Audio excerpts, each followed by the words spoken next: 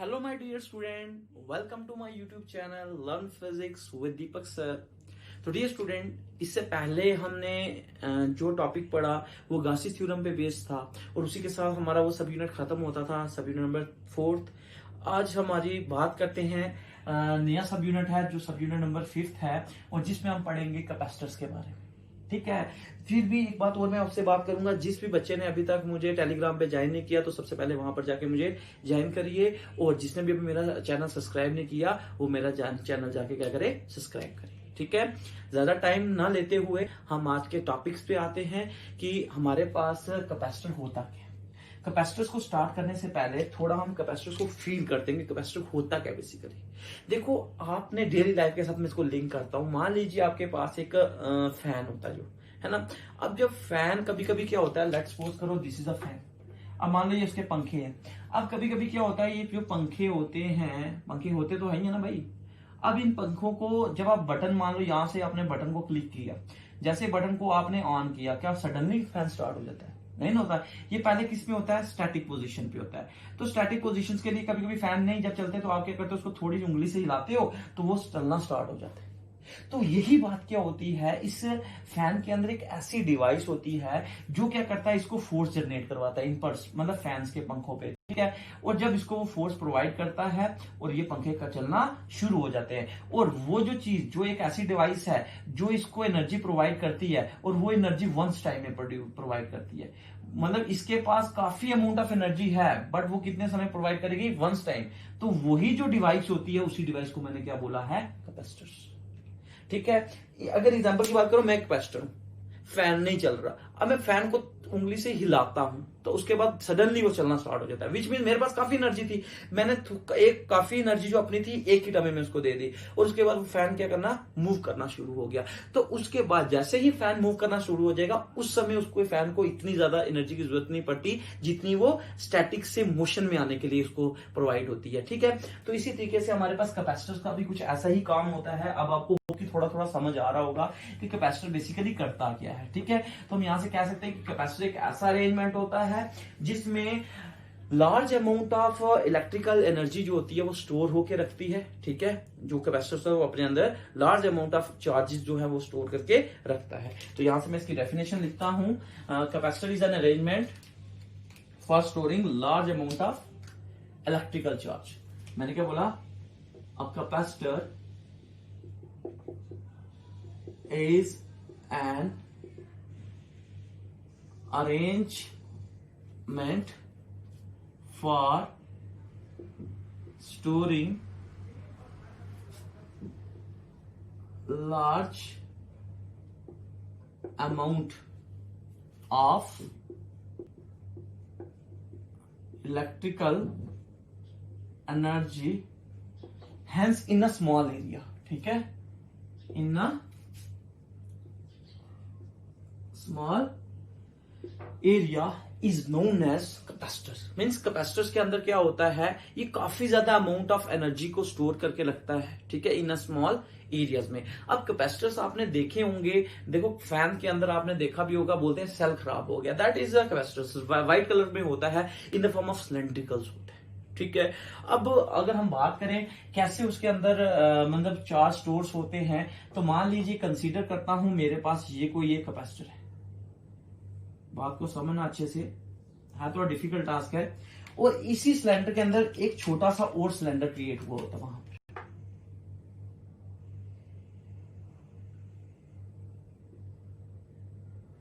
ठीक है बच्चे। अब क्या होता है, ये एक दूसरे के साथ कनेक्टेड होते हैं। अब क्या होता है बच्चे, यहां से मान लो एक टर्मिनल बाहर निकल गया, कि यहां से टर्मिनल बाहर निकल गया। अब मान लीजिए मैं क्या करता हूं, इसके साथ एक डीसी करंट प्रोड्यूस करवा देता हूं, मतलब इसको सोर्स दे देता हूं डीसी। मान लीजिए जब हम क्या करते हैं, इसको डीसी सोर्स देते हैं, ये पॉजिटिव, ये नेगेटिव, ये positive negative, this is called as battery. अब ये positive negative, as we know that, हम बोलते हैं भाई कन्वेंशनली जो करंट होती है वो कहां से कहां फ्लो करती है, from positive to negative. But internally क्या होता है, ये जो इलेक्ट्रॉन है नेगेटिव पॉजिटिव के पास जाता है।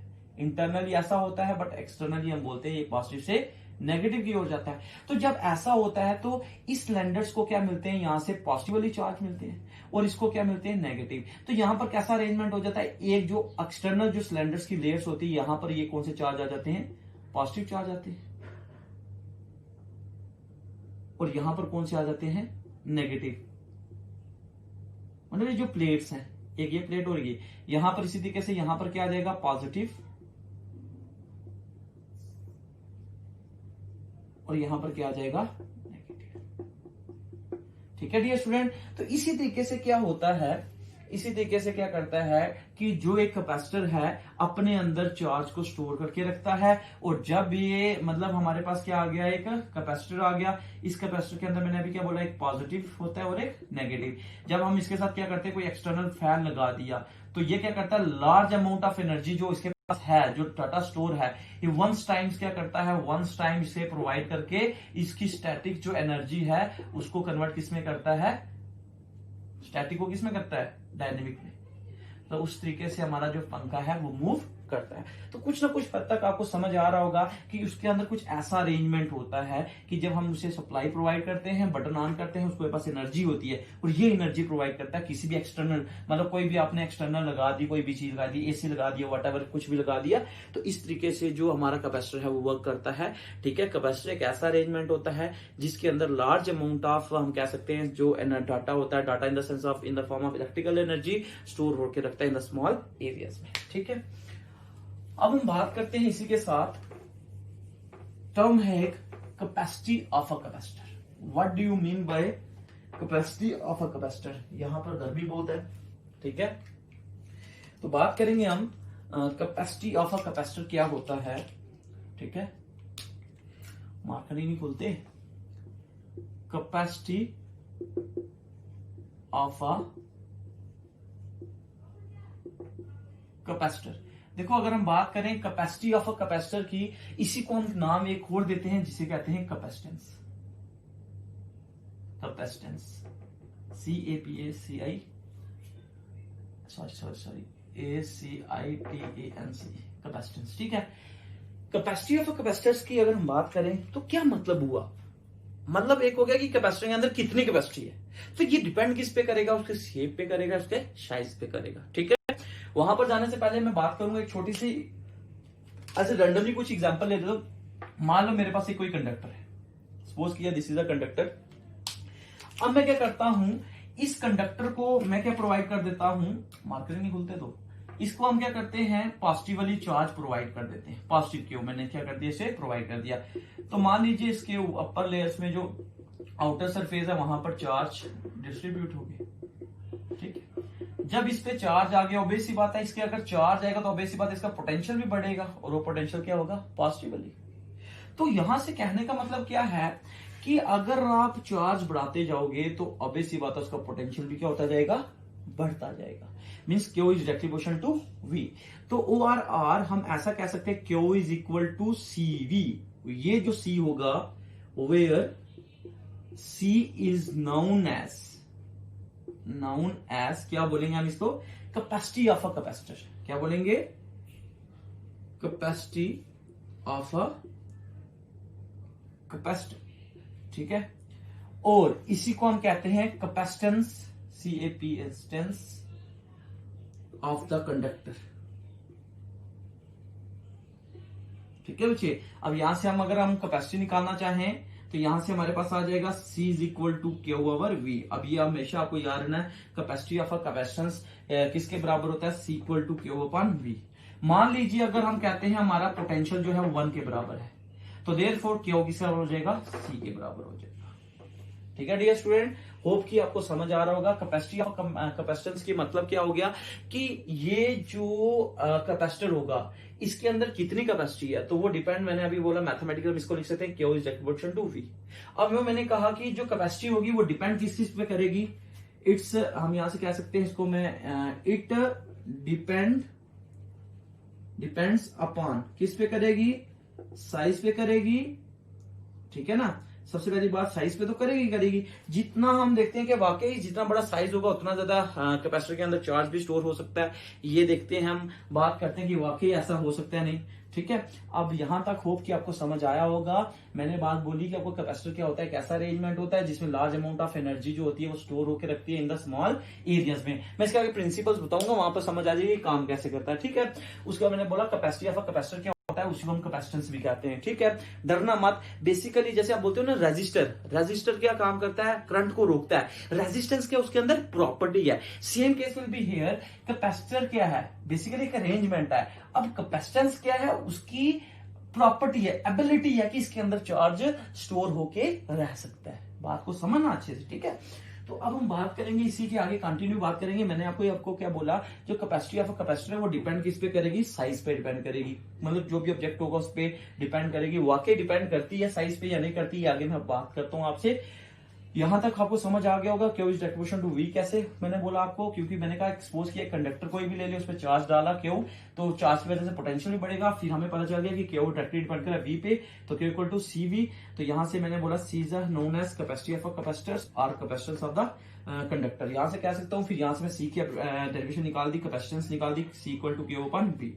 अगर मान लीजिए 1 coulomb of charge in 1 potential होगा तो सी हमारे पास क्या होगा, 1, है ना। तो इसी तरीके से अब हम बात करते हैं इसके एसआई यूनिट्स की। What's the SI unit of capacitance. तो अगर आपसे कोई पूछे कैपेसिटेंस का या कैपेसिटर का, आपसे कोई भी पूछे कि कैपेसिटर का एसआई यूनिट्स क्या होता है, तो डियर स्टूडेंट आपको कुछ ना कुछ समझ आ रहा होगा।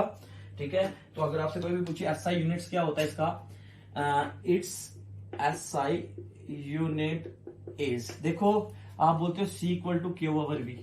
क्यू क्या होता है, जूल में बोल सकते हो, पोटेंशियल वी होता है, क्या ये पास ये इसका है, नहीं। आप बोलोगे इसका जो ऐसा यूनिट होता है फैरेड होता है। ठीक है, कितना होता है, फैरेड। ठीक है, अगर मान लीजिए वही बात है कि 1 कूलम चार्ज इन 1 पोटेंशियल होगा तो मेरे पास आएगा 1 फैरेड आएगा। ठीक है बच्चे, तो ये आ गया मेरे पास 1 फैरेड। होप कि आपको समझ आ रही होंगी चीजों को। अब फैरेड जो होता है ये काफी बड़ा यूनिट्स होता है। ठीक है, इसी फैरेड्स को हमने क्या किया होता है, जब कभी हम न्यूमेरिकल्स वैल्यूज लेते हैं तो हमेशा इन द स्मॉल अमाउंट में लेते हैं, in the form of micro ले सकते हैं। ठीक है, माइक्रो जिसे म्यू से हम रिप्रेजेंट करते हैं 10⁻³ ठीक है, तो यहां तक होप कि आपको समझ आ रहा होगा कि मैं क्या बोलना चाह रहा हूं। ठीक है, कैपेसिटर आपको समझ आ गया, इसका ऐसा यूनिट समझ आ गया, ऐसा यूनिट इसका फैरेड होता है। ठीक है, याद रखना 1 फैरेड कैसे होगा, जब 1 कूलम ऑफ चार्ज फ्लो करेगा 1। अगर हम किसी कंडक्टर को 1 कूलम चार्ज देते हैं और उसका पोटेंशियल कितना हो जाए 1, तो मेरे पास उसका ऐसा यूनिट क्या आ जाएगा, 1 फैरेड आएगा। ठीक है, होप कि आपको ये चीजें समझ आ रही होंगी। अब हम बात करते हैं कि मैंने अभी आपको सपोज किया था कि मैं कंडक्टर ले रहा हूं, तो अभी इसी पता अगर हम किसी भी बॉडी मान लो कोई भी, उसको अगर हम क्या करते हैं, चार्ज प्रोवाइड करते हैं, क्या देते हैं हम उसे, चार्ज प्रोवाइड करते हैं, तो उस समय हमारे पास जो कैपेसिटेंस होगा वो क्या होगा। तो सबसे पहला हम टॉपिक में हम जो शेप्स पे डिपेंड करते हैं कि हम मान लो कोई शेप लेते हैं, मान लो साइज पे, मैंने कहा था कैपेसिटेंस जो होगी, कैपेसिटी जो होगी वो डिपेंड करेगी। अब सबसे पहला केस में लेता हूं, मान लो मेरे पास कोई भी एक स्फेरिकल कंडक्टर है। सपोज करो मेरे पास कोई क्या है, स्फेरिकल कंडक्टर है। मान लीजिए मेरे पास अगर कोई स्फेरिकल कंडक्टर है, स्फेरिकल कंडक्टर ऐसा होगा। ठीक है, अब मान लीजिए मैं इसको कोई चार्ज देता हूं पॉजिटिव क्यू, तो इसकी ऑब्वियस सी बात है, रिडंडेंसी होती है, ये रिसाइड कर जाता है आउटसाइड में, लेयर में इसकी आउटसाइड। ठीक है, बात को समझना,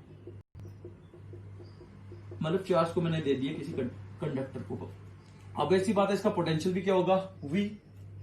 अब सपोज करो सेंटर इसका ओ है और इसका रेडियस क्या है, स्मॉल आर। ऐसे सपोज करते हैं तो हमारे पास जो कैपेसिटेंस की डेफिनेशन कहती है, we know that C equal to Q over V. अब v यहां पर अगर निकालना जाए potential at point P on the surface पे बात करें, तो ये किसके बराबर हो जाएगा, मान लो पॉजिटिव चार्ज है तो v इक्वल टू हो जाएगा k क्यू ओवर r के बराबर होता है। ये निकाली हुई है ना पहले डेरिवेशंस, तो यहां पर पुट करो c इक्वल टू आ जाएगा k क्यू ओवर, या कैपिटल क्यू ले लो, सॉरी कैपिटल, यहां पर हम भी कैपिटल क्यू लेते हैं। ठीक है ना, क्यू आ जाएगा, तो ये आ जाएगा Q over K Q over R, ये क्यू और ये क्यू हो जाएगा cancel, C is equal to आ जाएगा 1 ओवर के, तो ये आ जाएगा ऊपर आर, नीचे था ऊपर आ जाएगा आर, है ना। तो यहाँ पर के की वैल्यू क्या होगी, मान लीजिए ये जो चार्जेस रखे हुए हैं ये फ्री स्पेस पे रखे, तो फ्री स्पेस पे के की वैल्यू क्या होती है 1/4πε0। ये ऑलरेडी मैं पढ़ा चुका हूँ, एज 1/4πε0 इज इक्वल टू के। तो देयरफॉर सी की वैल्यू क्या आ जाएगी 1/4πε0 आर के बराबर, यही आएगी ना।